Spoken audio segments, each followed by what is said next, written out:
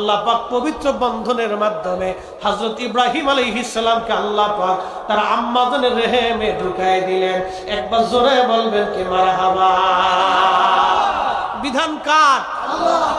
ইব্রাহিম আলাইহিস সালাম আসবে এটাই ঠিক, নমরুদ হাজার চেষ্টা করতেছে, কাজ হলো না।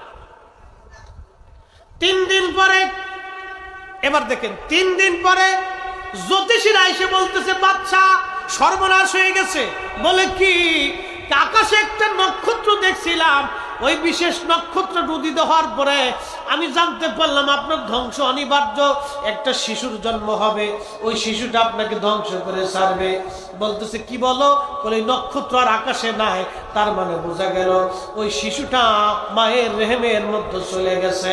এবার আপনার উপায় কি? নমরুদ বলল কোনো চিন্তা নাই, আগামী 1 বছর পর্যন্ত যত বাচ্চা জন্ম হবে সব বাচ্চা একবারে